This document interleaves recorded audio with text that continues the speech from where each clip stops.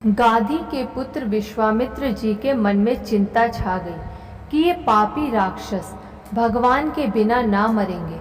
तब श्रेष्ठ मुनि ने मन में विचार किया कि प्रभु ने पृथ्वी का भार हरने के लिए अवतार लिया है। इसी बहाने जाकर मैं उनके चरणों का दर्शन करूं और विनती करके दोनों भाइयों को ले आऊं, जो ज्ञान, वैराग्य और सब गुणों के धाम हैं। उन प्रभु को मैं नेत्र भरकर देखूंगा। बहुत प्रकार से मनोरथ करते हुए जाने में देर नहीं लगी। सरयू जी के जल में स्नान करके वे राजा के दरवाजे पर पहुँचे। राजा ने जब मुनि का आना सुना तब वे ब्राह्मणों के समाज को साथ लेकर मिलने गए और दंडवत करके मुनि का सम्मान करते हुए उन्हें लाकर अपने आसन पर बैठाया।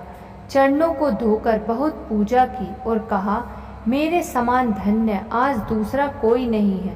फिर अनेक प्रकार के भोजन करवाए, जिससे श्रेष्ठ मुनि ने अपने हृदय में बहुत ही हर्ष प्राप्त किया।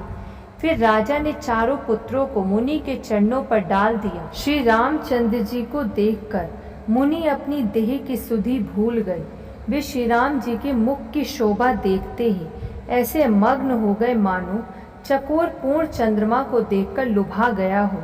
तब राजा ने मन में हर्षित होकर ये वचन कहे, हे मुनि, इस प्रकार कृपा तो आपने कभी नहीं की। आज इस किस कारण से आपका शुभागमन हुआ, कहिए, मैं उसे पूरा करने में देर नहीं लगाऊंगा। हे राजन, राक्षसों के समूह मुझे बहुत सताते हैं, इसलिए मैं तुमसे कुछ मांगने आया हूँ। छोटे भाई सहित श्री रघुनाथ जी को मुझे दो। राक्षसों के मारे जाने पर मैं सुरक्षित हो जाऊंगा। हे राजन, प्रसन्न मन से इनको दो, मोह और अज्ञान को छोड़ दो। हे स्वामी, इससे तुमको धर्म और सुयश की प्राप्ति होगी और इनका परम कल्याण होगा। इस अत्यंत अप्रिय वाणी को सुनकर राजा का हृदय कांप उठा और उनके मुख की कांति फीकी पड़ गई। उन्होंने कहा, हे ब्राह्मण, मैंने चौथेपन में 4 पुत्र पाए हैं, अपने विचार कर बात नहीं की। हे मुनि, आप पृथ्वी, गो, धन और खजाना मांग लीजिए। मैं आज बड़े हर्ष के साथ अपना सर्वस्व दे दूंगा। देह और प्राण से अधिक प्यारा कुछ भी नहीं होता, मैं उसे भी एक पल में दे दूंगा। सभी पुत्र मुझे प्राणों के समान प्यारे हैं, उनमें भी हे प्रभु, राम को तो देते नहीं बनता। कहाँ अत्यंत डरावने और क्रूर राक्षस और कहाँ परम किशोर अवस्था के मेरे सुंदर पुत्र। प्रेम रस में सनी हुई राजा की वाणी सुनकर ज्ञानी मुनि विश्वामित्र जी ने हृदय में बड़ा हर्ष माना। तब वशिष्ठ जी ने राजा को बहुत प्रकार से समझाया, जिससे राजा का संदेह नाश को प्राप्त हुआ। राजा ने बड़े ही आदर से दोनों पुत्रों को बुलाया और हृदय से लगाकर बहुत प्रकार से उन्हें शिक्षा दी। फिर कहा, हे नाथ, ये दोनों पुत्र मेरे प्राण हैं। हे मुनि, आप ही इनके पिता हैं, दूसरा कोई नहीं। राजा ने बहुत प्रकार से आशीर्वाद देकर पुत्रों को ऋषि के हवाले कर दिया। फिर प्रभु माता के महल में गए और उनके चरणों में सिर नवाकर चले।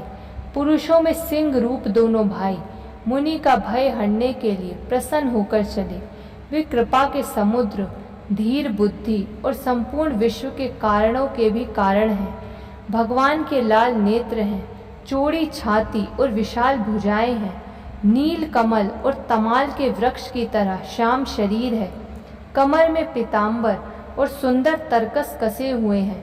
दोनों हाथों में सुंदर धनुष और बाण हैं। श्याम और गौर वर्ण के दोनों भाई परम सुंदर हैं। विश्वामित्र जी को महान निधि प्राप्त हो गई। मैं जान गया कि प्रभु ब्राह्मण्य देव हैं। मेरे लिए भगवान ने अपने पिता को भी छोड़ दिया। मार्ग में चले जाते हुए मुनि ने ताड़का को दिखलाया।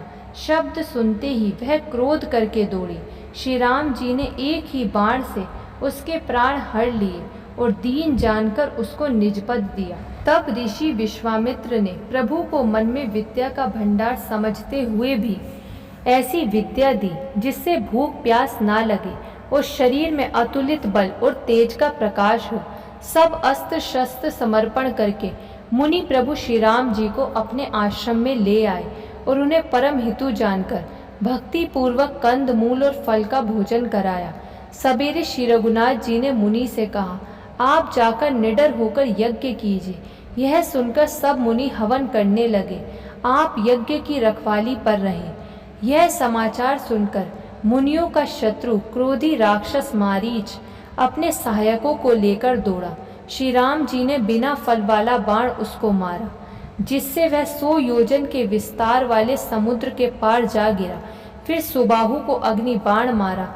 इधर छोटे भाई लक्ष्मण जी ने राक्षसों की सेना का संहार कर डाला।